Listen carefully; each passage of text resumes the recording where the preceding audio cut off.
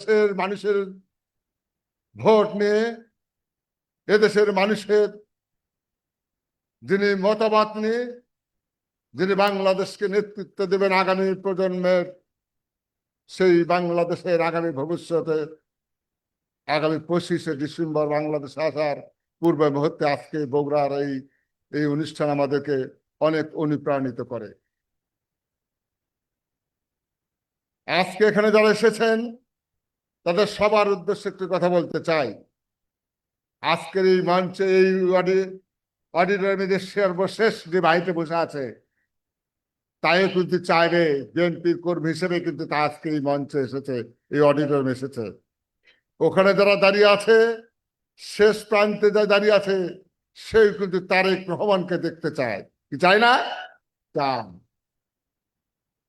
তাহলে আপনার কাছে একটা প্রশ্ন করতে চাই, আপনার পাশে যে দাঁড়িয়ে আছে সে আপনার কে হয়? কে হয়?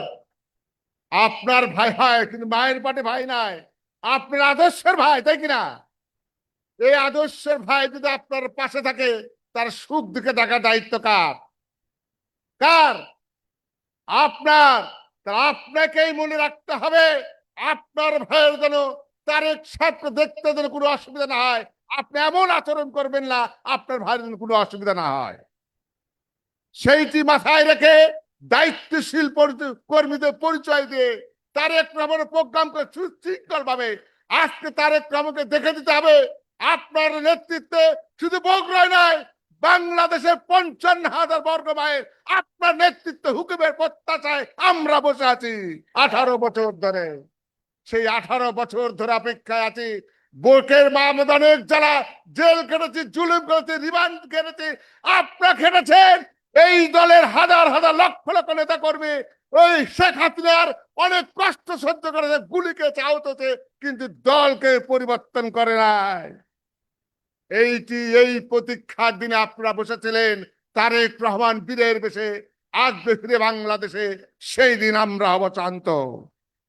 প্রিয় ভাইয়ের আমার, আজকে আপনাদেরকে বলতে চাই, আজকে একটি পক্ষ বাংলাদেশকে অস্থিতিশীল করার জন্য আজকে উঠে পড়ে লেগেছে। বাংলাদেশে যেন ভোট না হয় সেই জন্য তারা আজকে বিভিন্ন পায়তারা করছে। আপনারা দেখেছেন এই 24শে জুলাই একজন সম্মুখসারী যোদ্ধা যে আন্দোলনের সামনে নেতৃত্ব দিয়েছে ওসমান হাদিকে কিছু চুপ করে আওয়ামী লীগের চক্রান্তকারীরা তাকে হত্যা করেছে, এবং এদের পেছনে আরো কিছু লোক আছে, সেই স্পষ্ট প্রমাণ বোঝা যায়। ওসমান হাদিকে যদি আমরা ফলো করি, গত কয়েকদিন আমি দেখলাম ওসমান হাদি ছিল বাংলাদেশি জাতীয়তাবাদী শক্তির একটা পক্ষের লোক। সে দেখেছেন জিয়া রহমানকে নিয়ে, তারেক রহমানকে নিয়ে, খালেদা জিয়াকে নিয়ে কত সুন্দর কথা বলে। তার কথা কি সুন্দর! বাংলাদেশের মধ্যে একমাত্র জিয়া রহমানই ছিল সামরিক শাসক যিনি বাংলাদেশকে গণতন্ত্র ফিরিয়ে দিয়েছেন, সেটা ওসমান হাদি বলেছেন। এবং সবচেয়ে বড় কথা কি জানেন? ওসমান হাদি বলছে যে তাকে প্রশ্ন করা হতে, সাংবাদিক প্রশ্ন করলো, আপনি কি মনে করেন আগামী দিনে বাংলাদেশের কাদের সাথে শেষ যুদ্ধ হবে? ওসমান হাদি সেখানে বলছে যে আপনারা তো জানেনই লীগের এই তো জামাতের তো গুপ্ত রাজনীতি করা অভ্যেস আছে, তারা তো গুপ্ত রাজনীতি করবে। ভালো করে শোনেন আগে কি বলেছে, কত সুন্দর কথা, যে কথাগুলো আমি হয়তো বলতে পারি নাই, আপনি বলতে পারিনি, ওসমান হাদি কি সুন্দর করে এই সেই ক্যালকুলেশন করে বুঝে দিয়েছে। বলেছে জামাত শিবির তো গোপনে রাজনীতি করে, ওরা তো আবার গোপন ভাবে তাদের সাথে মিশে যাবে, তাদের কোনো সমস্যা হবে না।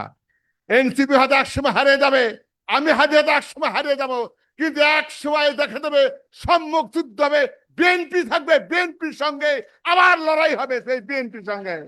এই যে ওসমান হাদির কথা, তার চিন্তা করে দেখেন, বাংলাদেশের জাতীয়তাবাদকে বিশ্বাস করে, এই দলের প্রতি যে সমস্ত মানুষের বিশ্বাস আছে, তাদেরকে কিন্তু জাতীয়তাবাদী শক্তি কখনো তাদেরকে হারাতে চাবে না। কারা আজকে হারাবে? যারা বাংলাদেশে নির্বাচন চায় না, তারা ওসমান হাদির মানুষকে হত্যা করে ওসমান হাদির জনপ্রিয়কে নিজেদের কাছে ব্যবহার করার সুযোগ দিতে চাচ্ছে। আপনারা দেখেছেন আজকে জানাজা, গতকাল জানাজায় উস্কানি মব সৃষ্টি করার চেষ্টা করেছিল। আমার বিএনপি নেতা কর্মীদেরকে বলতে চাই, জিয়া রহমানের নেতা কর্মীদেরকে বলতে চাই, তারেক রহমানের সৈনিকদেরকে বলতে চাই, আপনাদেরকে কঠোর ভাবে এই মব দমন করার জন্য আপনাদেরকে প্রস্তুত থাকতে হবে। এই মব দমন করে বাংলাদেশের সুষ্ঠু নির্বাচনের মধ্যে দিয়ে বিএনপিকে রাষ্ট্র ক্ষমতা নিয়েছে। আগামী দিনের সকল ষড়যন্ত্র বাংলাদেশের মাটিতে কবর দেব ইনশাল্লাহ তারেক রহমানের নেতৃত্বে। সবাইকে ধন্যবাদ। খোদা হাফেজ। বাংলাদেশ জিন্দাবাদ। শহীদ ওমর হোক। বেগম খালেদা জিন্দাবাদ। তারেক রহমান জিন্দাবাদ জিন্দাবাদ। সংগ্রামী নেতৃবৃন্দ, এখন আপনাদের সামনে বক্তব্য নিয়ে আসছেন এক সময়ের তুখোর ছাত্র নেতা, বগুড়া জেলা বিএনপির সাবেক সভাপতি, সরকারি আইয়ুব বিশ্ববিদ্যালয় কলেজের পরপর নির্বাচিত তিনবারের ভিপি, বিএনপি জাতীয় নির্বাহী কমিটির অন্যতম সদস্য জনাব ভিপি সাইফুল ইসলাম। জনাব ভিপি সাইফুল ইসলাম।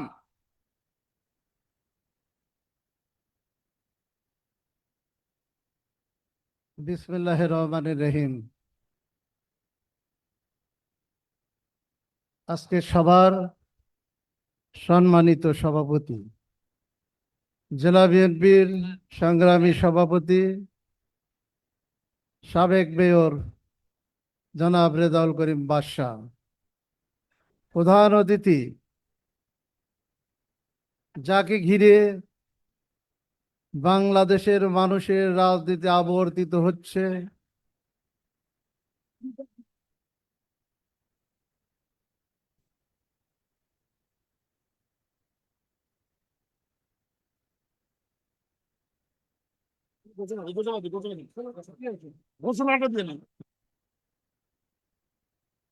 সম্মানিত উপস্থিতি, আমাদের প্রিয় নেতা বিএনপির ভারপ্রাপ্ত চেয়ারম্যান, বগুড়া সদর 6 আসনের আমাদের ধানের শীষের প্রার্থী জনাব তারেক রহমান, জনাব তারেক রহমান ইতিমধ্যেই আমাদের সামনে ভার্চুয়ালি সম্পৃক্ত হয়েছে। সবাই দাঁড়িয়ে করতালি দিয়ে তাকে অভিনন্দিত করবেন। সবাই দাঁড়িয়ে করতালি দিয়ে আমাদের প্রিয় নেতাকে অভিনন্দন করবেন। তারেক রহমান বীরের বেশে আসছে ফিরে বাংলাদেশে। আচ্ছা, বসতে হবে, সবাইকে বসতে হবে, আমাদের রহমান বীরের সময় বেশে, কম। বসতে হবে, বসতে হবে, আমাদের সবাই নেতা দয়া করে বীরের বসুন। বেশে। তারেক এই, রহমান চলো, বসতে হবে, দেশবাসী তোমার সাথে। বক্তব্য দয়া করে রাখছেন বসুন, জনাব বসুন দয়া করে। সাইফুল ইসলাম, জনাব সাইফুল ইসলাম, জনাব ভিপি সাইফুল ইসলাম। হয়ে গেছে।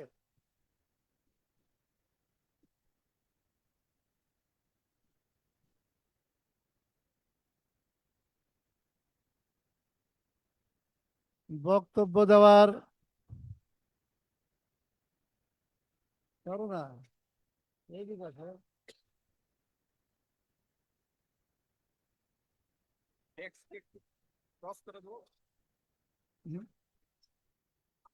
হ্যাঁ।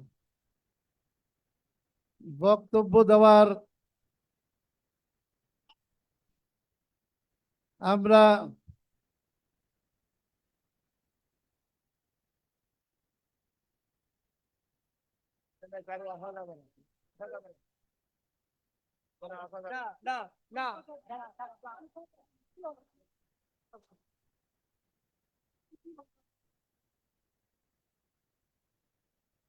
নেতাকে দেখছি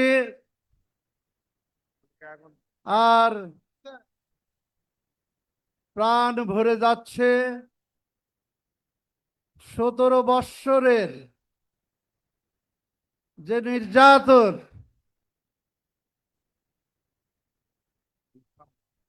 ভোগ করেছেন, যে নির্যাতনের মধ্যে দিয়ে দিন পার করেছেন, তিনি আমাদের নেতা, বিএনপির ভারপ্রাপ্ত চেয়ারম্যান জনাব তারেক রহমান।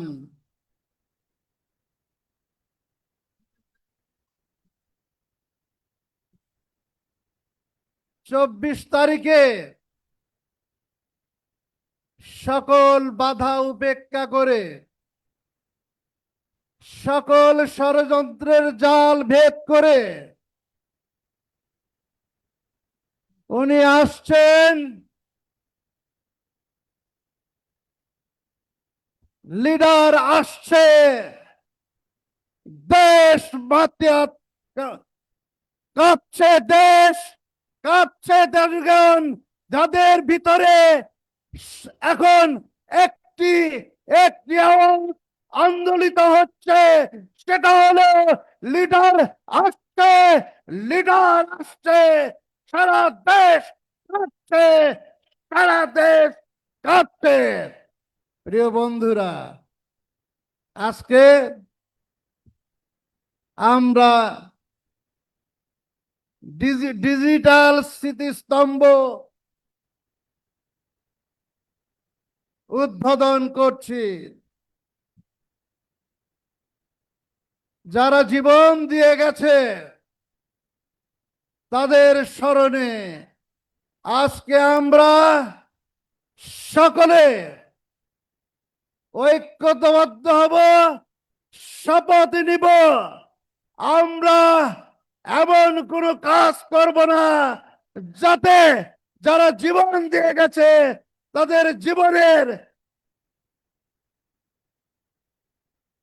তারা জীবন যে কারণ দিয়ে গেছে সেটা যেন বাস্তুচ্যুত না হয় সেই জন্য আমরা সকলে ঐক্যবদ্ধ হব আমরা ডিজিটাল স্মৃতিস্তম্ভের উদ্বোধনের মধ্যে দিয়ে আজকে আমরা আমাদের নেতার কথা শুনবো উনি আসছেন আগামী 25 তারিখে বাংলাদেশে আসবেন আমরা তাকে গ্রহণ করব সারা দেশ নেতাকে গ্রহণ করার জন্য অপেক্ষা করছে সবাইকে ধন্যবাদ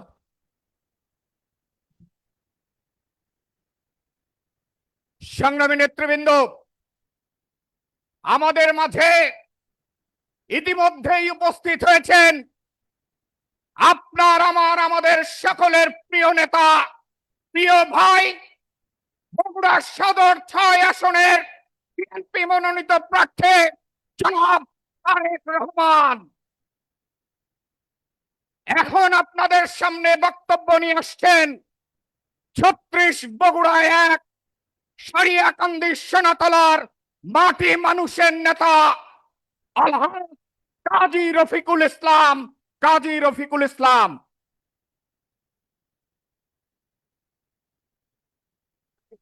বিসমিল্লাহির রহমানির রহিম আজকের অনুষ্ঠান 24-এর গণঅভ্যুত্থানের শহীদের স্মৃতি স্মরণে ডিজিটাল স্মৃতিস্তম্ভ উদ্বোধনের আজকের অনুষ্ঠানের প্রধান অতিথি আমাদের প্রাণপ্রিয় নেতা বিএনপির ভারপ্রাপ্ত চেয়ারম্যান বগুড়া সদর থেকে আসনে যিনি নির্বাচন করবেন আমরা যারা প্রতীক্ষায় আছি বাংলাদেশে যাদের প্রতীক্ষায় আছেন যার প্রতীক্ষা আছেন আমাদের প্রিয় নেতা জনাব তারেক রহমান উপস্থিত সভাপতি এবং প্রিয় নেতৃবৃন্দ এবং আমার সামনে সর্বস্তরের ভাইয়েরা বোনেরা আসসালামু আলাইকুম আমাদের সামনে আমরা 25 তারিখে আমরা সারা বাংলাদেশ থেকে বিশেষ করে বগুড়া থেকে আমরা ব্যাপক সংখ্যক নেতাকর্মীরা উপস্থিত হয়ে আমাদের নেতাকে স্বাগতম জানাতে চাই আমাদের সামনে নির্বাচন 12ই ফেব্রুয়ারি সে উপলক্ষে আমরা সবাই ঐক্যবদ্ধ হয়ে কাজ করব ধানের শীষের ব্যাপক বিজয়ের মাধ্যমে বগুড়া সহ সারা বাংলাদেশে আমরা ধানের শীষের বিজয়ের মধ্য দিয়ে আমাদের প্রিয় নেতার হাতকে শক্তিশালী করে বাংলাদেশের একক বৃহত্তম দল হিসেবে তাকে আমরা বাংলাদেশের সেবা করার জন্য তার পাশে থেকে আমরা কাজ করে যাব প্রিয় ভাইরা আমার আপনারা আমাদের প্রিয় নেতার বক্তব্য শুনবেন আমি আর কিছু বক্তব্য না বাড়িয়ে আমার বক্তব্য শেষ করলাম আল্লাহ হাফেজ বাংলাদেশ জিন্দাবাদ শহীদ জিয়া অমর হোক বেগম খালেদা জিন্দাবাদ তারেক রহমান জিন্দাবাদ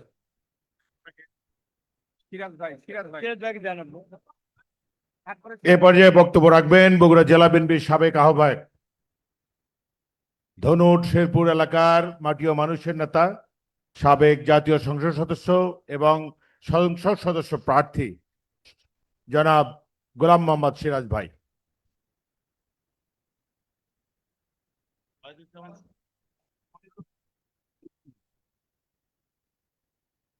বিসমিল্লাহির রহমান রহিম। আজকের এই মহতী অনুষ্ঠানের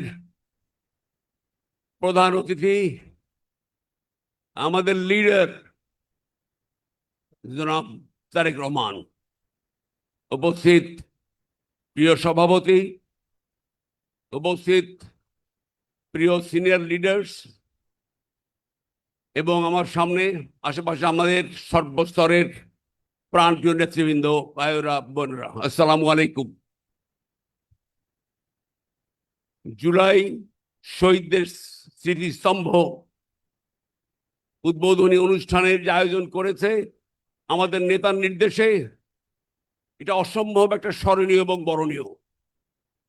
আমরা বলতে চাই, জুলাই যোদ্ধা হাসান মুগ্ধু থেকে শুরু করে শহীদ ওসমান হাদি পর্যন্ত যে যোদ্ধারা এই দেশের জন্য রক্ত দিয়েছেন, গণতন্ত্র পুনরুদ্ধার করেছেন, সার্বভৌমত্ব রক্ষা করেছেন, মানুষের অধিকার পুনঃপ্রতিষ্ঠা করার একটা সুযোগ করে দিয়েছেন, ভোটাধিকার প্রয়োগ করার জন্য সুযোগ করে দিয়েছেন, আমি তাদের সবার যারা শহীদ হয়েছেন তাদের পবিত্র আত্মার মাগফিরাত কামনা করছি।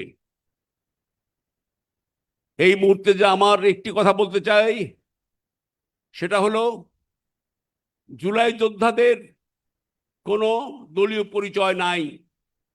ইতিহাস সাক্ষ্য দেবে, বিএনপির দলীয় বহু যোদ্ধা আমাদের তারা শহীদ হয়েছে, কিন্তু তাদের পরিচয় দলের মধ্যে সীমাবদ্ধ করতে আমরা চাই না। তাদের পরিচয় হবে, ইতিহাসের সাক্ষ্য দেবে জাতীয় পরিচয়, তারা বীর যোদ্ধা। এবং এই যোদ্ধাদের আমরা বলতে চাই যে তারা যে দলই করুক, আমি নিজে ব্যক্তিগতভাবে তাদের সমালোচনা করতে চাই না। তবে আমার অভিপ্রায় ছিল যে এই যোদ্ধারা, জুলাই যোদ্ধারা যদি রাজনৈতিক প্ল্যাটফর্ম না করে তারা একটা আলাদা ফোরাম করে তারা আজকে প্রেশার গ্রুপ থাকতো, রাজনীতিতে না যেত, তাহলে শ্রদ্ধার সাথে আজীবন মানুষ তাদের সমালোচনার ঊর্ধ্বে থেকে তাদের মাথায় নিয়ে রাখতো। যাই হোক, আজকে তবুও বলতে চাই যে আজকের এই অনুষ্ঠানে আমরা যেটা দেখব সেটা হলো, আমাদের নেতা আসছে 25 তারিখে। নেতা বাংলাদেশের মাটিতে, মায়ের মাটিতে, মায়ের স্থানে উনি পদার্পণ করবেন। সেদিন আশা করি ইনশাআল্লাহ এই দেশে ভূকম্পন হবে, এবং সেই ভূকম্পন হবে বিশেষ করে সন্ত্রাসীদের বিরুদ্ধে, দুর্নীতির বিরুদ্ধে, ষড়যন্ত্রকারীর বিরুদ্ধে, এবং নির্বাচনে যারা ষড়যন্ত্র করছে এখনো পর্যন্ত দেশের বাইরে থেকে এবং দেশের ভেতরে যে ষড়যন্ত্রকারীরা আছে, নস্যাৎ করে দিয়ে জনাব তারেক রহমানের নেতৃত্বে ইনশাআল্লাহ ফেব্রুয়ারিতে নির্বাচন হবে। বিএনপি মেজরিটি নিয়ে সরকার গঠন করবে, জাতীয় সরকার গঠন করে বিএনপি প্রমাণ করবে যে দেশে বিএনপি দেশের জনগণের সরকার এবং এই দেশের নেতা একচ্ছত্র নেতা জনাব তারেক রহমান। সবাইকে ধন্যবাদ, আমার বক্তব্য শেষ করছি। আল্লাহ হাফেজ। বাংলাদেশ জিন্দাবাদ। প্রিয় নেতৃবৃন্দ, এখন আপনাদের সামনে বক্তব্য রাখবেন গাবতলী সাধারণপুরের সাবেক এমপি, চেয়ারপারসনের সম্মানিত উপদেষ্টা জনাব হেলালুজ্জামান তালুকদার লালু। জনাব হেলালুজ্জামান তালুকদার লালু। তুমি বলো তো, তুমি খালি চাই থাকো, বলতে বলো না যে বলতে তুমি আমার বলো না। আজকের এই অনুষ্ঠানে এখন বক্তব্য রাখবে যে মানুষটি এই বিএনপির পক্ষে, অনলাইন দুনিয়ায় আমাদের পক্ষে যুদ্ধ করছেন দীর্ঘদিন ধরে, আমাদের সবার পরিচিত মানুষ, বিএনপির তথ্য প্রযুক্তি বিষয়ক সম্পাদক জনাব ওয়াহিদুজ্জামান স্যার আমাদের সামনে, একে এম ওয়াহিদুজ্জামান স্যার আমাদের সামনে এখন বক্তব্য রাখবে। সবাই জোরে করতালি দিয়ে তাকে আমরা স্বাগত জানাই।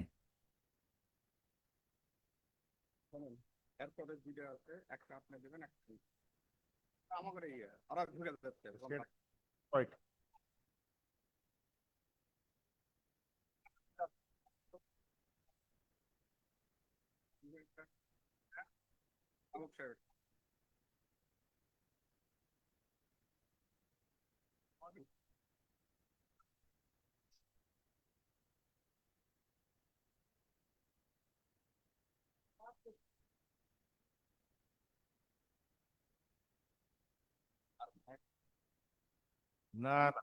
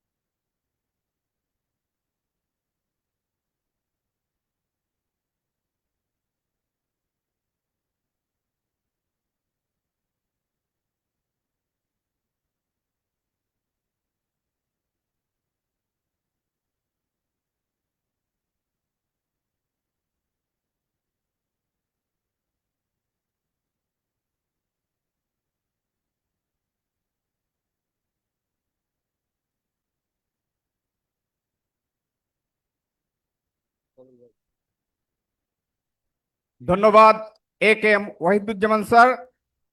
এখন আমাদের সামনে বক্তব্য নিয়ে আসছেন বাংলাদেশ জাতীয়তাবাদী দল বিএনপি চেয়ারপারসনের উপদেষ্টা মণ্ডলীর সদস্য, বাংলাদেশ জাতীয়তাবাদী কৃষক দল কেন্দ্রীয় কমিটির সিনিয়র সহ সভাপতি জনাব হেলালুজ্জামান তালুকদার লালু ভাই। জনাব হেলালুজ্জামান তালুকদার লালু। বিসমিল্লাহির রহমানির রহিম। আজকে এই ডিজিটাল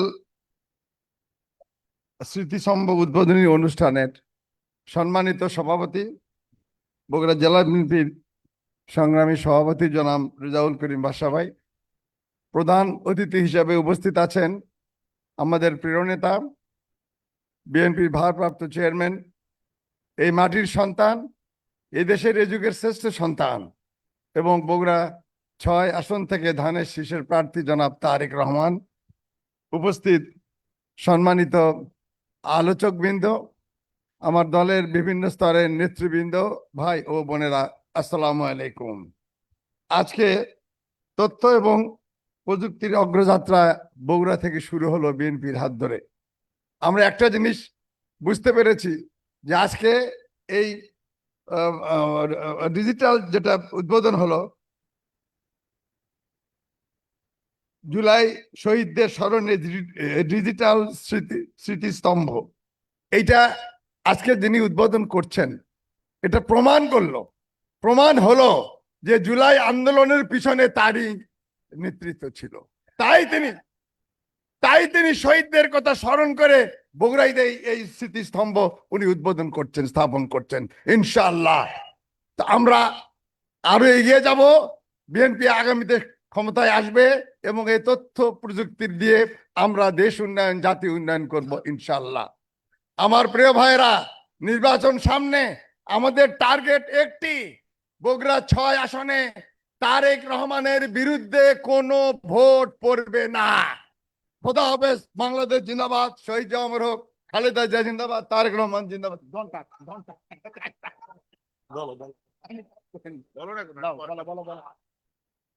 সংগ্রামী নেতৃবৃন্দ,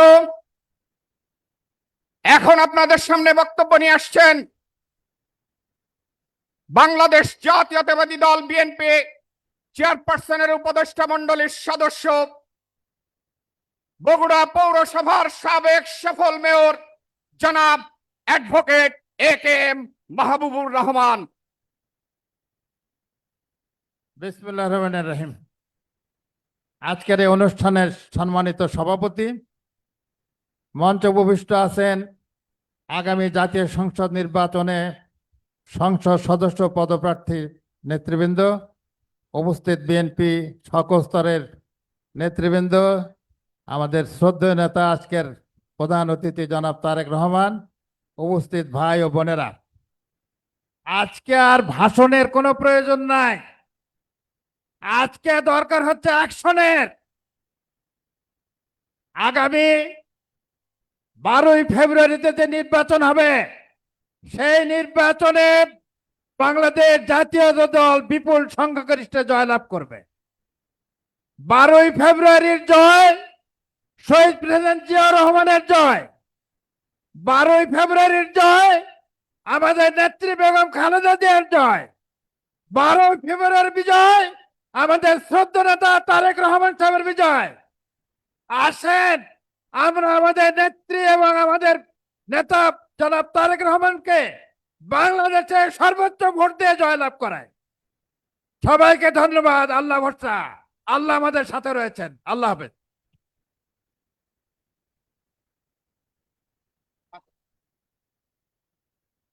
ধন্যবাদ মাহবুব সাহেব। এখন আপনাদের সামনে বক্তব্য রাখবেন আজকের অনুষ্ঠানের সভাপতি, বগুড়া জেলা বিএনপির সংগ্রামী সভাপতি, সাবেক ছাত্রনেতা, সাবেক বগুড়া পৌরসভার সফল মেয়র জনাব রেজাউল করিম বাদশা ভাই। জনাব রেজাউল করিম বাদশা ভাই। বিসমিল্লাহির রহমানির রহিম। আজকে জুলাই যোদ্ধাদের ডিজিটাল স্মৃতিস্তম্ভ উদ্বোধন অনুষ্ঠানের সম্মানিত প্রধান অতিথি, আমাদের প্রিয় আমাদের নেতা, বিএনপির ভারপ্রাপ্ত চেয়ারম্যান, বগুড়ার অহংকার, বগুড়ার সন্তান জনাব তারেক রহমান। আজকে প্রধান অতিথি অনেক ব্যস্ততার মাঝেও আজকে আমাদের যে সময় দিয়েছেন, সেজন্য আমরা বগুড়াবাসীর পক্ষ থেকে আন্তরিক কৃতজ্ঞতা জানাচ্ছি। প্রিয় বন্ধুরা আমার, আমরা যারা সামনে বসে আছি, আমরা সবাই বলছি আমাদের প্রিয় নেতা তারেক রহমানকে এই সদর 6 থেকে সর্বোচ্চ ভোট দিয়ে আমরা জয়যুক্ত করতে চাই। কি বলেন আপনারা? সবাই হাত। বাংলাদেশে ইতিহাস সৃষ্টি করতে চাই আমরা। আমরা সেইভাবে ঘরে ঘরে যে কাজ করব, এই আশা রেখে আবারও আমার আজকে যারা কষ্ট করে এখানে দাঁড়িয়ে আছেন তাদের ধন্যবাদ জানিয়ে আমার প্রধান অতিথি প্রিয় নেতা জনাব তারেক রহমানকে আজকে আমি কৃতজ্ঞতা জানিয়ে আমার বক্তব্য শেষ করছি। আসসালামু আলাইকুম, সবাইকে ধন্যবাদ।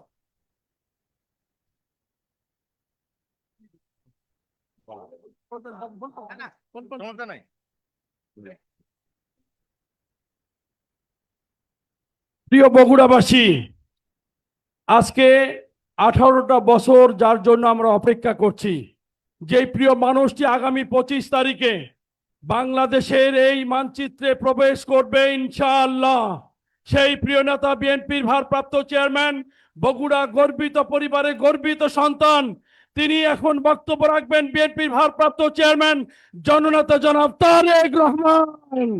আমি আমাদের প্রিয় লিডারকে বক্তব্য রাখার জন্য অনুরোধ করছি। ধন্যবাদ মোশাররফ।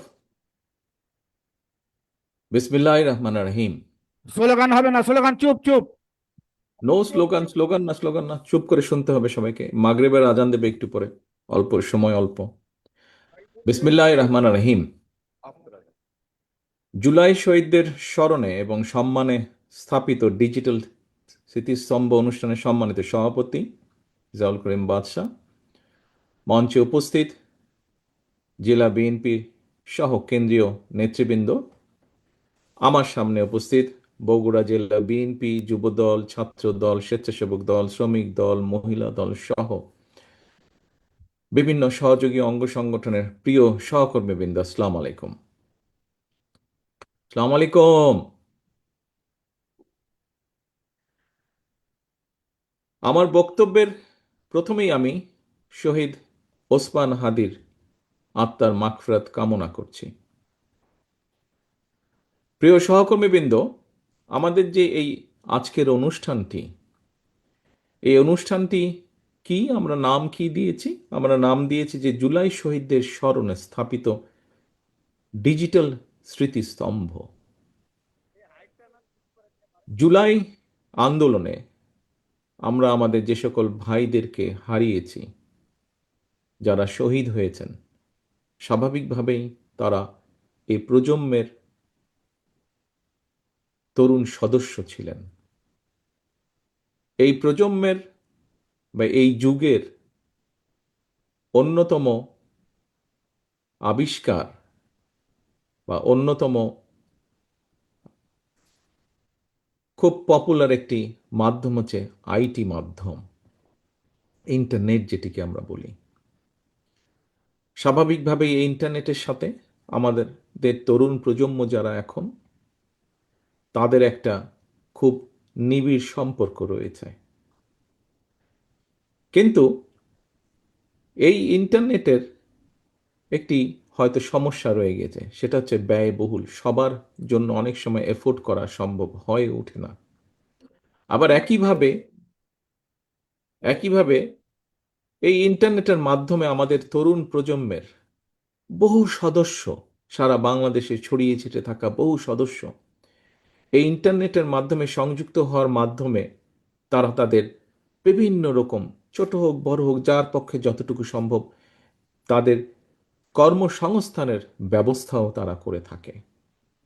বহু সদস্য তরুণ প্রজন্মের, যদিও আমি বারে বারে বলছি তরুণ প্রজন্ম শুধু না, এখানে কম বেশি সব প্রজন্মেই সদস্যরাই ইন্টারনেটের সাথে কম বেশি নারী পুরুষ সকলেই সংযুক্ত, তবে তরুণ প্রজন্মের মধ্যে এটার ব্যবহারটা বেশি।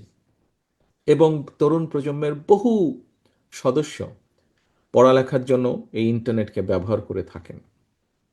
আজকে আমরা যেটি আগামী দিনে বাংলাদেশে করতে চাই, সেই কাজটি যেটি সরকার বা দেশের পক্ষ, রাষ্ট্রের পক্ষ থেকে আমরা করতে চাই, সেই কাজটি আমরা আমাদের দলীয় অবস্থান থেকে প্রথমে শুরু করেছি।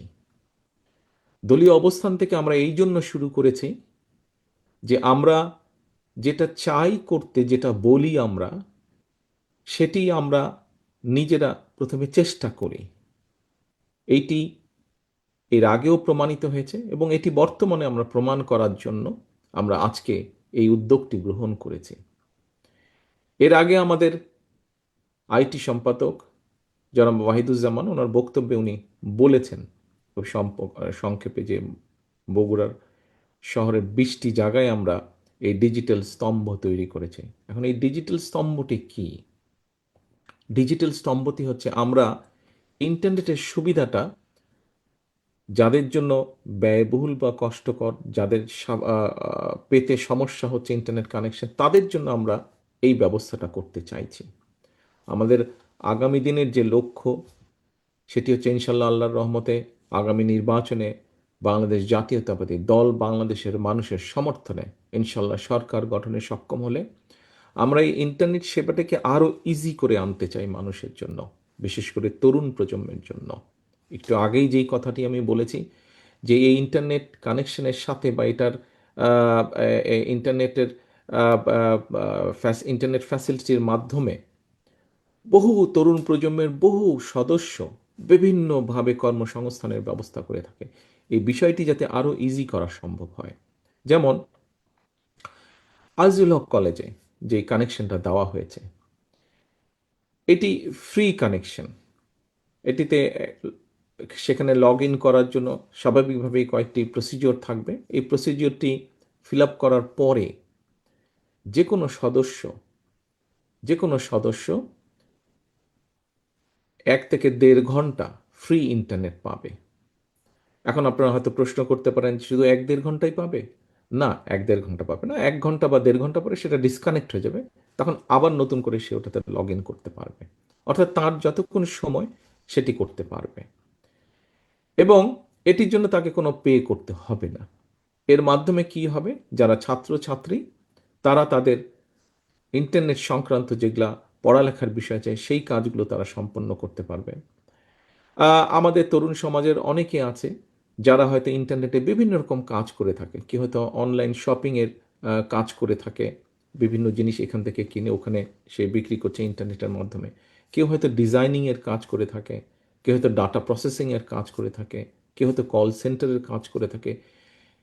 অর্থাৎ এই মানুষগুলোকে যতটুকু সম্ভব একটু হলেও সুবিধা তৈরি করে দেওয়া, যাতে তাদের কাজের জন্য কিছুটা সুবিধা হয়। এবং এটি পর্যায়ক্রমিকভাবে ইনশাল্লাহ, একটু আগেই যেটা বললাম যে আল্লাহর রহমতে আমরা সরকার গঠনে সক্ষম হলে বিএনপি এই সুবিধাটা আমরা সারা বাংলাদেশে ধীরে ধীরে আমরা ছড়িয়ে দিতে চাই, যাতে সারা বাংলাদেশের তরুণ সমাজ সহ সকল মানুষ যাদের প্রয়োজন তারা এই সুবিধাটি ব্যবহার করতে পারেন। এবং এই সুবিধা ব্যবহার করার মাধ্যমে, এই সুবিধাটি ব্যবহার করার মাধ্যমে মানুষ, বিশেষ করে তরুণ প্রজন্ম, তারা যাতে তাদের কর্মসংস্থানের ব্যবস্থা করে ফেলতে পারে। প্রিয় সহকর্মীবৃন্দ, এর ভেতরেই আপনারা এর মধ্যে অনেকেই উপস্থিত ছিলেন, সেটি বিএনপি, ছাত্রদল, যুবদল, স্বেচ্ছাসেবক সহ বিভিন্ন অঙ্গ সহযোগী সংগঠনে আমাদের এখানে নেতৃবৃন্দ উপস্থিত ছিলেন। আমরা কতগুলো বিষয় আগামীতে আমরা ইনশাল্লাহ সরকার গঠন করতে পারলে আমাদের যে 31 দফা আছে, 31 যেই দফাটি আমরা প্রায় 2.5 বছর আগে জনগণের সামনে উপস্থাপন করেছিলাম, তার ভিতরে অনেকগুলো বিষয় আছে। সেখানে সাংবিধানিক বিষয় আছে, সেখানে আইনগত বিষয় আছে, সেখানে মানুষের কর্মসংস্থানের বিষয় আছে, মানুষের স্বাস্থ্য, চিকিৎসা, সেখানে নারীদের এম্পাওয়ারমেন্টের বিষয় আছে, সকল কিছু আছে। কিন্তু যেহেতু 31 দফা মানুষের জন্য সবসময় মনে রাখা সম্ভব হয় না, সেই জন্য ওটাকে ছোট করে নিয়ে এসে আমরা 7টি বিষয় আপনাদের সামনে উপস্থাপন করেছি। যেমন একটি খুব পপুলার বিষয় ফ্যামিলি কার্ড। এর মধ্যে নিশ্চয়ই সবাই ফ্যামিলি কার্ডের সাথে পরিচিত হয়েছেন না আপনারা? ফ্যামিলি কার্ডের সাথে এই ফ্যামিলি কার্ডটি আমরা তো মানুষের মধ্যে পৌঁছে দিতে চাই, বিশেষ করে নারীদের কাছে। এই ফ্যামিলি কার্ডটি হবে নারীদের কাছে। আমরা কৃষক কার্ড বা ফার্মার্স কার্ড একটা ইন্ট্রোডিউস করতে চাই, যেটি আমাদের প্রান্তিক ক্ষুদ্র মাঝারি কৃষক যারা আছেন তাদেরকে সহযোগিতা করার জন্য আমরা এটি পৌঁছে দিতে চাই। আমরা দেশের শিক্ষার্থী যারা আছে, আগামী ভবিষ্যৎ প্রজন্ম যারা আছে, তাদের শিক্ষা ব্যবস্থা, শিক্ষাই হচ্ছে জাতির মেরুদণ্ড। আজকে যদি আমরা শিক্ষা ব্যবস্থাটাকে ধীরে ধীরে সুন্দরভাবে গড়ে তুলতে পারি, আমাদের শিক্ষার্থীদের শিক্ষার মেরুদণ্ডটা যদি আমরা মজবুত, ভিত্তিটা যদি আমরা মজবুত করে গড়ে তুলতে পারি, ইনশাল্লাহ আমরা ভবিষ্যতে, সময় লাগবে কিন্তু আমাদেরকে শুরু করতে হবে কাজ। বিগত স্বৈরাচারের সময় আমরা দেখেছি প্রত্যেকটি সেক্টরকে তারা ধ্বংস করে দিয়ে গেছে। ঠিক আছে, তারা ধ্বংস করেছে। বিএনপি বাংলাদেশ জাতীয়তাবাদী দল ইনশাল্লাহ আবার গড়ে তুলবে মানুষের শিক্ষা ব্যবস্থা, ভবিষ্যৎ প্রজন্মের শিক্ষা ব্যবস্থা আমরা ধীরে ধীরে করে গড়ে তুলব। প্রিয় সহকর্মীবৃন্দ, আমরা শিক্ষা ব্যবস্থার পাশাপাশি মানুষের চিকিৎসা ব্যবস্থাকে, প্রান্তিক গ্রামের প্রান্তিক মানুষ যাতে চিকিৎসা সুবিধা পায় সেটির জন্য আমরা পরিকল্পনা গ্রহণ করেছি। এখানে যারা মুরব্বী নেতৃবৃন্দ আছেন, সিনিয়র নেতৃবৃন্দ আছেন, অনেকেরই আপনাদের ধারণা আছে, আমাদের বয়সীয় কম বেশি যারা আছেন তারাও দেখেছেন, কম বেশি ধারণা আছে। শহীদ রাষ্ট্রপতি জিয়াউর রহমানের সময় পল্লী চিকিৎসক নামে একদল চিকিৎসক ছিলেন, যারা গ্রামে গিয়ে গিয়ে গ্রামের মানুষকে চিকিৎসা, বেসিক চিকিৎসা সুবিধাটা যারা দিতেন, ফলে অনেক মানুষকে তখন ঘরে বসেই সুস্থতা লাভ করতেন, হাসপাতালে আসার প্রয়োজন হতো না। আমরা ঠিক একইভাবে সেই কাজটি আবার শুরু করতে চাই স্বাস্থ্যকর্মী নিয়োগের মাধ্যমে। আমরা দেশে মোটামুটিভাবে পরিকল্পনা যে আমরা 1 লক্ষ স্বাস্থ্যকর্মী নিয়োগ করতে চাই।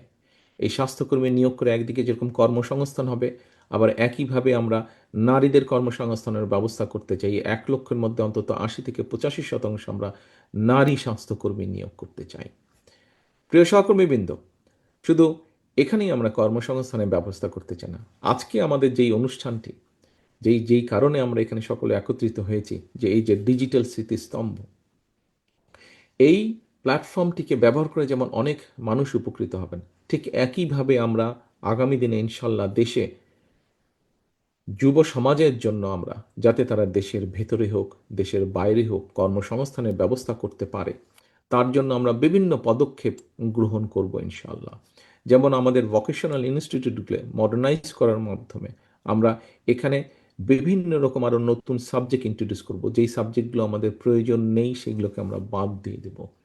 আমাদের দেশের মানুষ পৃথিবীর যে সকল দেশগুলোতে সাধারণত যায়, ইউরোপের কোথায় কোথায় কি কি কর্মসংস্থানের ব্যবস্থা আছে, জাপানে কি কি কর্মসংস্থানের ব্যবস্থা আছে, মধ্যপ্রাচ্যে কি কি কর্মসংস্থানের ব্যবস্থা আছে, আমরা শুনেছি যে চীনে অনেক জনসংখ্যা, কিন্তু এই মুহূর্তে চীনেও আস্তে আস্তে তাদের শ্রমিক প্রয়োজন এবং দক্ষ শ্রমিক প্রয়োজন। কিভাবে আমরা চীনে শ্রমিক পাঠাবো, কিভাবে ইউরোপে পাঠাবো আমাদের মানুষদেরকে, কিন্তু শুধু শুধু পাঠাবো না, আমরা তাদেরকে ভাষা শিক্ষা দেব, তাদেরকে বিভিন্ন প্রকার ট্রেনিং আমরা দেব, যে যেই কাজটি সে গিয়ে ওখানে সহজে যাতে সে চাকরি পেতে পারে। আমরা এইভাবে পুরো পরিকল্পনা সাজাচ্ছি। প্রিয় সহকর্মীবৃন্দ, বিশেষ করে তরুণ সমাজের যে সদস্য এখানে আপনারা যারা বসে আছেন, আজকের এই ডিজিটাল স্মৃতিস্তম্ভের সাথে আরেকটি এক্সাম্পল আমরা বলি। আপনাদের মধ্যে এখানে নিশ্চয়ই অনেকে আছেন যারা যেই কাজগুলো আমি বলেছি ডিজিটাল প্ল্যাটফর্মে যারা কাজগুলো করেন। আপনারা হয়তো এখন অনেকেরই হয়তো ঘরের কর্নারে বসে ল্যাপটপ নিয়ে বা কম্পিউটার নিয়ে কাজ করছেন। যেই কাজগুলো বলেছি, যে ডাটা প্রসেসিংয়ের কাজ হোক, ডিজাইনিংয়ের কাজ হোক, বিভিন্ন কাজ হয়তো আপনারা করেন। কিন্তু আপনাকে যদি ছোট্ট একটা জায়গার ব্যবস্থা করে দেওয়া যায়, একটা ফর্মাল জায়গার ব্যবস্থা যদি করে দেওয়া যায়, যেখানে আপনি সুন্দরভাবে একটা ছোট্ট অফিস করতে পারবেন, যেখানে আপনার ছোট্ট একটা কোম্পানি থাকবে, নিশ্চয়ই আপনার সেখানে কাজটা আরও ভালোভাবে হবে, আপনার ব্যবসাটা আরও একটু বেটার হবে। আপনারা নিশ্চয়ই খেয়াল করেছেন যে গত স্বৈরাচারের আমলে জনগণের অর্থ তছরূপ করার মাধ্যমে তারা কতগুলো ডিজিটাল পার্ক তৈরি করেছে দেশের বিভিন্ন জায়গায়। কিন্তু ডিজিটাল পার্কগুলোর কিন্তু কোনো কাজ হয় না। এখানে ম্যাক্সিমামই বন্ধ হয়ে পড়ে আছে, কিছু কিছু জায়গায় কমিউনিটি সেন্টার করেছে। আমরা এগুলোকে রিফাবলিশ করব। রিফাবলিশ করার মাধ্যমে আমাদের যে তরুণ সমাজের যারা সদস্য আছে, যারা অনলাইনে বিভিন্ন রকম কাজ করে, কন্টেন্ট মেক করে, অথবা ডিজাইনের কাজ করে, অথবা ডাটা প্রসেসিংয়ের কাজ করে, এর বাইরেও বিভিন্ন কাজ করে, এই মানুষগুলোকে আমরা এখানে জায়গা করে দেব। আজকের এই যে ডিজিটাল স্মৃতিস্তম্ভ আজিল কলেজ কানেকশনটা দেওয়া হচ্ছে, ওটা যেরকম ফ্রি হবে, ঠিক একইভাবে আমরা এই যে আইটি পার্কগুলো আছে, এই আইটি পার্কগুলোর মধ্যেও আমরা ফ্রি ওয়াইফাইয়ের ব্যবস্থা করব এখানে, এবং সেখানে আমরা যারা সত্যিকারভাবে এই কাজগুলোর সাথে যারা সম্পর্কিত এরকম তরুণ সমাজের সদস্যদেরকে আমরা সেখানে জায়গা করে দেবো, একটা স্পেস করে দেবো, তার যাতে নিজের একটা ছোট্ট অফিস হয়, সুন্দর অফিস হয়। হয়তো প্রথমে একজন কাজ করছে, হয়তো 2, 4, 5 বন্ধু মিলে একটা ছোট্ট কোম্পানি খুললো, আস্তে আস্তে তাদের কাজের পরিধি বাড়বে। আমাদের যেগুলা আমরা বিভিন্ন ভোকেশনাল ইনস্টিটিউট বা ট্রেনিং ইনস্টিটিউট আমরা তৈরি করতে চাচ্ছি, সেখানে আমরা তরুণ সমাজের কর্মসংস্থানের জন্য সেখানে আমরা যেমন এই টেকনিক্যাল ট্রেনিংগুলো দিব, একই সাথে কোন টেকনিক্যাল ট্রেনিংটা নিলে কোন দেশে গেলে তার কর্মসংস্থান খুব সহজে হবে, সেই দেশের ভাষা আমরা তাদেরকে শিক্ষা দেব। আমরা কয়েকটি ভাষা বেছে নিয়েছি।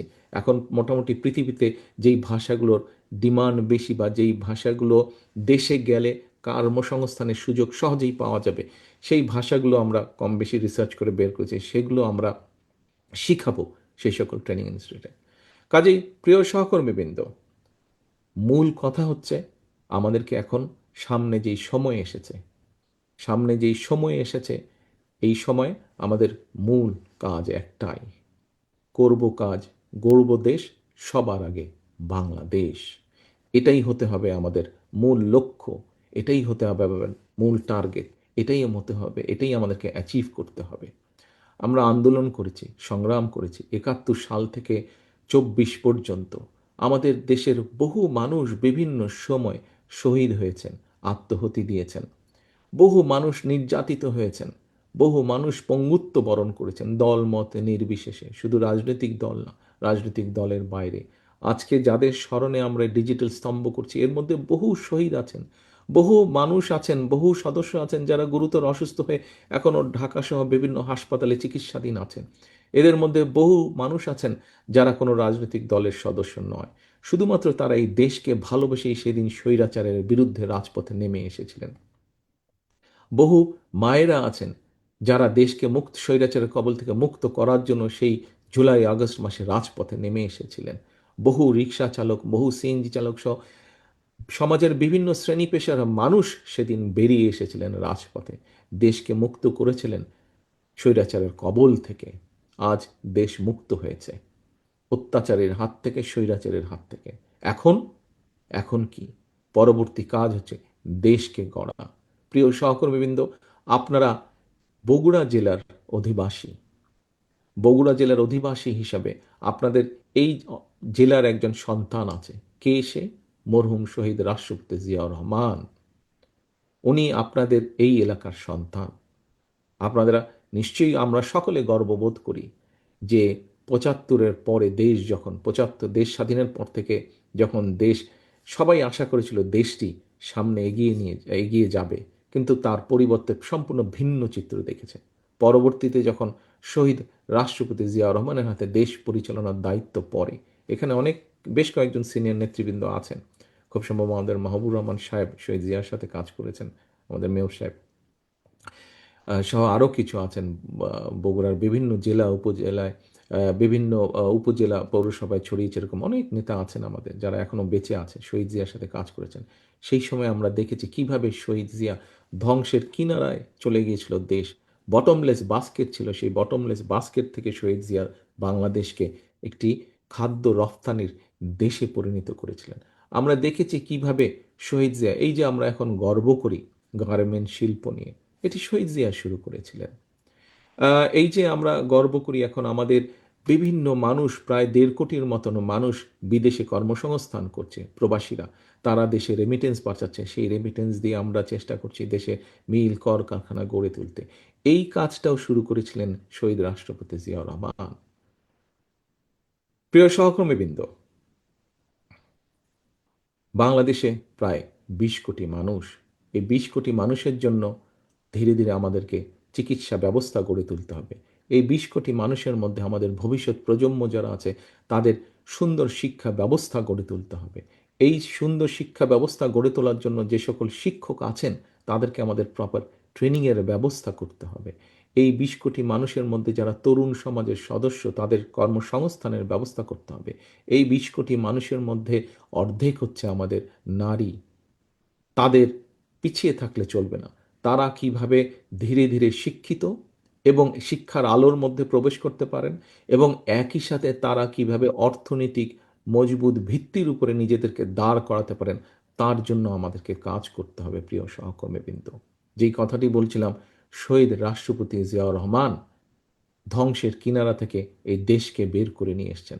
আপনারা তারই সৈনিক। আজকে দেশনেত্রী খালেদা জিয়া 91 সালে যখন সরকার গঠন করেছিলেন তখনও স্বৈরাচারের কবল থেকে দেশকে রক্ষা করে ধীরে ধীরে ধ্বংসের কিনারা থেকে উন্নয়নের পথে দেশকে নেওয়া হয়েছিল। প্রিয় সহকর্মীবৃন্দ, আপনারা এই 2 মহান নেতার সৈনিক। আপনারা আজ আপনাদের হাতে বা আপনাদের সামনে ইনশাল্লাহ সেই সুযোগ এসে হাজির হয়েছে। আবার আমাদের দেশটাকে ধ্বংসের কিনারা থেকে গড়ে তুলতে হবে, আমাদেরকে কঠোর পরিশ্রম করতে হবে। সামনের দিনগুলো আমাদের খুব ভালো দিন নয়, কিন্তু দেশের অর্থনৈতিক অবস্থা ভেঙে পড়েছে, দেশের বিভিন্ন জায়গায় বিভিন্ন রকম অরাজকতা শুরু হয়েছে বা কেউ কেউ করার চেষ্টা করছে। কাজেই এইগুলো সম্পর্কে আমাদেরকে সজাগ থাকতে হবে। দেশের কর্মসংস্থান, দেশের লক্ষ লক্ষ মানুষ বেকার হয়ে যাচ্ছে, এই বেকারদের কর্মসংস্থানের উপায় আমাদেরকে বের করতে হবে। দেশের কৃষকরা একটা নাজেহাল অবস্থার মধ্যে আছেন, অনেক সময় তারা তাদের উৎপাদিত ফসলের ন্যায্য মূল্য পাচ্ছে না। বাজারে ব্যবস্থার মধ্যে যেভাবে ভেঙে পড়েছে, যেভাবে বিভিন্ন দুষ্ট চক্র ঢুকেছে, তার থেকে এটাকে বের করে নিয়ে আসতে হবে যাতে মানুষ সহজে ন্যায্য মূল্যে তাদের নিত্য প্রয়োজনীয় দ্রব্যগুলো তাদের হাতের নাগালের মধ্যে পায়। কাজেই আমরা যদি সকল কিছু বিবেচনা করি, আমাদের সামনে অনেক অনেক অনেক কাজ, প্রিয় সহকর্মীবৃন্দ, আমাদের সকলকে এখন ঐক্যবদ্ধ থাকতে হবে। সেটি আমরা বিএনপির নেতাকর্মীরাই হই, সেটি অন্য দলের নেতাকর্মী যারা গণতন্ত্রে বিশ্বাস করে। আজকে এই যে শহীদ ওসমান হাদি যে শহীদ হয়েছেন, যে মানুষটি শহীদ হয়েছেন, এই মানুষটিও কিন্তু গণতন্ত্রের পথেই ছিলেন। এই মানুষটিও কিন্তু আগামী নির্বাচনের একজন প্রার্থী ছিলেন, অর্থাৎ উনি একজন প্রার্থী ছিলেন, ঢাকা 8 আসনের উনি প্রার্থী ছিলেন। এবং এটির মাধ্যমে প্রমাণিত হয় যে শহীদ ওসমান হাদি নিজেও গণতন্ত্রে বা ভোটের রাজনীতিতে বিশ্বাস করতেন উনি, এবং সেই জন্যই উনি নিজেও প্রার্থী ছিলেন। কাজেই আজকে শহীদ ওসমান হাদির প্রতি যদি সম্মান রাখতে হয় আমাদেরকে, আজকে আমাদের জুলাই শহীদদের প্রতি যদি সম্মান রাখতে হয়, জুলাই যোদ্ধাদের প্রতি যদি সম্মান রাখতে হয়, আজকে আমাদের 71-এর শহীদদের প্রতি যদি সম্মান রাখতে হয়, 71-এর মুক্তিযোদ্ধাদের প্রতি যদি সম্মান রাখতে হয়, তাহলে আমাদের একটাই লক্ষ্য হতে হবে এখন, দেশের মানুষের জন্য যেভাবে হোক শান্তি প্রতিষ্ঠা করা এবং দেশের জন্য কাজ করা, দেশকে সামনে নিয়ে যাওয়া। প্রিয় সহকর্মীবৃন্দ, আসেন লক্ষ্য উদ্দেশ্য সামনের দিনে একটাই, করব কাজ, গড়ব দেশ, সবার আগে বাংলাদেশ। আল্লাহ হাফেজ। বাংলাদেশ জিন্দাবাদ। বাংলাদেশ জাতীয়তাবাদী দল জিন্দাবাদ। ধন্যবাদ আমাদের প্রিয় নেতা, আপনার সুচিন্ত মূল্যবান বক্তব্যের জন্য। আপনার প্রতীক্ষায় বগুড়া, আপনার প্রতীক্ষায় বাংলাদেশ। ধন্যবাদ সকলকে, ধন্যবাদ সকলকে।